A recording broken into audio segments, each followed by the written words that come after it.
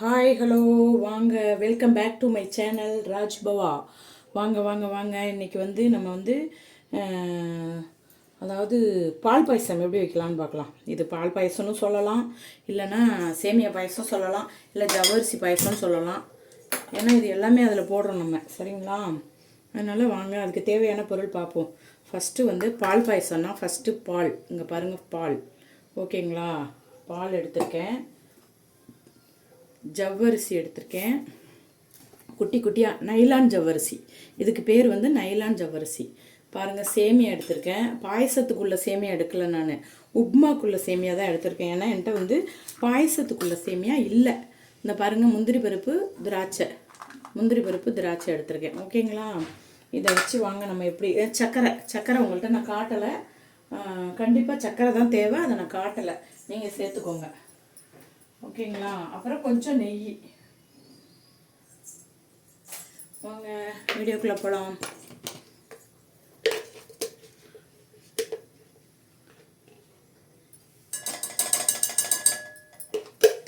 ஓகேவா? போட்டாச்சு, நெய் போட்டாச்சு. இந்த நெய்யில் இப்போது நெய் ரொம்பலாம் ஹீட் ஆகக்கூடாது. அதுக்குள்ளேயே வந்து என்ன போட்டுருணும்னா முந்திரி பருப்பு. இதுதான் உங்களுக்கு சொல்லித்தரது. பிகினர்ஸ்க்கு தான் நான் சொல்கிறேன்ப்பா. ஆல்ரெடி செய்ய தெரிஞ்சவங்களுக்கு எனக்கு ஒன்றும் பிரச்சனை இல்லை. எங்களுக்கு தான் இது தெரியுமே அப்படின்லாம் சொல்லாதீங்க, சரிங்களா?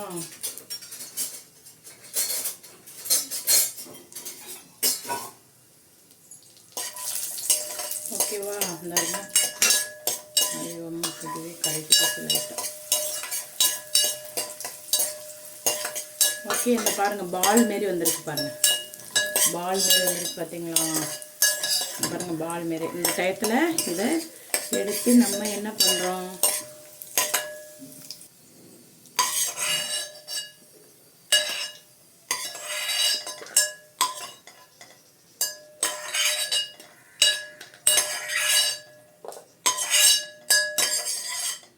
ஓகே, இதுக்கு மேலே இங்கே பாருங்கள்,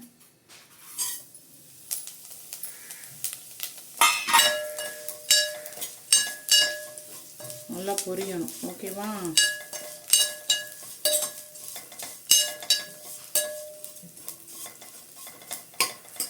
ஆல்ரெடி வறுத்த சேமியாவாக இருந்தாலும், அதாவது வந்து பாயசத்துக்கு உள்ள சேமியா, வறுத்த சேமியாவாக இருந்தாலும் நம்மளும் திரும்ப நெய்யில் வறுக்கணும், அப்போ தான் நல்லா டேஸ்ட்டாக இருக்கும். அவங்க இதுவும் வறுப்பட்டுடுச்சு, ஒரு பிளேட்டில் அள்ளிடலாம், ஓகேவா? வறுப்பட்டாச்சு, பிளேட்டில் எடுத்தாச்சு.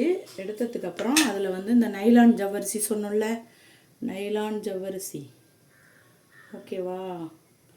அந்த நைலான் ஜவ்வரிசி எங்கே பாருங்கள், அதில் ஆல்ரெடி கொஞ்சம் நெய் ஒட்டிகிட்டு இருக்குல்ல, அது போதும், எக்ஸ்ட்ரா நிறையெல்லாம் போட வேண்டாம். பாருங்கள், போட்டோன்னா படப்படன்னு தெரிக்கும். அப்படியே வறுத்துட்டே இருந்தோம்னா அது பெருசு.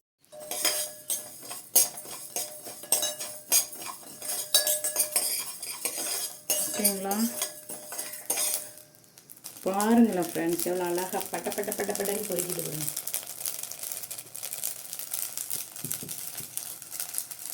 இப்போ பாருங்கள் ஃப்ரெண்ட்ஸ், இங்கே பாருங்கள் நல்லா பொரிஞ்சிருக்கு, பார்த்தீங்களா? பாருங்கள் நல்லா பொரிஞ்சிருக்கு, பார்த்தீங்களா? இந்த ஸ்டேஜில் நம்ம என்ன செய்யணும்னா தண்ணி,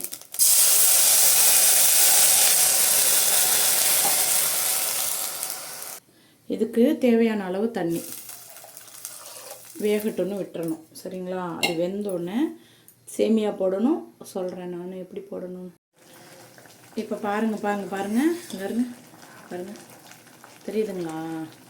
நல்லா வெந்துருச்சுன்னா அப்படியே நைலான் மாதிரியே இருக்கும். அசல் நைலான் ஜவ்வரிசின்னு அப்படி தான். இங்கே பாருங்கள், சீக்கிரமாக வெந்துடும். இது பொடி ஜவ்வரிசி இது, ஓகேவா? இதுக்கு அடுத்த ஸ்டேஜ் என்னென்னா, நம்ம வந்து வறுத்து வச்சுருக்கோம் இல்லையா? இங்கே பாருங்கள், வறுத்து வச்சுருக்கோம் இல்லையா அந்த சேமியா, ஓகே? இதை போட்டு நல்லா வேக வைக்கணும். ஆல்ரெடி சேமியா வெந்த பிறகு தான் நம்ம வந்து ஜவ்வரிசி வந்த பிறகு தான் சேமியா போட்டோம், சரிங்களா? இப்போது ஆல்மோஸ்ட்டு ஜவ்வரிசி ஃபுல்லாக வெந்துருச்சு, நல்லா வெந்துருச்சு. இங்கே பாருங்கள், நல்லா வெந்துருச்சு, ஜவ்வரிசி வெந்துருச்சு. ஸோ இந்த ஸ்டேஜில் நம்ம என்ன பண்ணணும்னா சர்க்கரை நான் ரொம்ப கம்மியாக போடுறேன். உங்களுக்கு தேவைன்னா நீங்கள் நிறைய போட்டுக்கோங்க. பாயசத்துக்கெல்லாம் நிறையா போட்டால் தான் நல்லாயிருக்கும். இங்கே பாருங்கள், சர்க்கரை நான் போட்டேன். ஓகேங்களா, சர்க்கரையை போட்டாச்சு. அடுத்த ஸ்டேஜில் கரைஞ்சோடனே இந்த பாருங்கள் நல்லா கரைஞ்சிருச்சு. கரைஞ்சோடனே இப்போது என்ன செய்யணும்னா ஒரு பிஞ்சு உப்பு, ஏன்னா லைட்டாக உப்பு போடாமல் இனிப்பு தூக்கி கொடுக்காது. இங்கே பாருங்கள் லைட்டாக உப்பு. ஓகேங்களா, எப்போதுமே வந்து ஒரு இனிப்பு செய்கிறோம்னா அதுக்கு கண்டிப்பாக லைட்டாக துளி உப்பு போடணும். போடலைன்னா அந்த இனிப்பு எடுத்து காட்டாது, எடுத்து கொடுக்காது. ஓகேங்களா, அடுத்தது முடிஞ்சிருச்சு, ஆல்மோஸ்ட் முடிஞ்சிருச்சு. இங்கே பாருங்கள், அடுத்தது நம்ம வறுத்து வச்சுருந்த முந்திரி பருப்பு, திராட்சை, அவ்வளோதான். ஆல்மோஸ்ட் பாயசம் ரெடி. ஓகேவா, இதில் கொஞ்சம் பாருங்கள், நான் அடுப்பை ஆஃப் பண்ணிட்டேன், அதாவது ஸ்டவ்வை. இங்கே பாருங்கள், அடுத்தது பால். இங்கே பாருங்கள், பாலை விடுறேன். முடிச்சுது. அடுப்பை ஆஃப் பண்ணிவிட்டு பாலை விடுறேன். ஏன்னா அடுப்பு ஆன்லேயே இருந்து விட்டோம்னா பால் திரியறதுக்கு கூட சான்சஸ் இருக்குது. ஆற வச்சு விடுவாங்க சிலர், நான் இப்படி விட்டுறதுங்க. ஓகேவா, பாயசம் ரெடி, பால் பாயசம் ரெடி.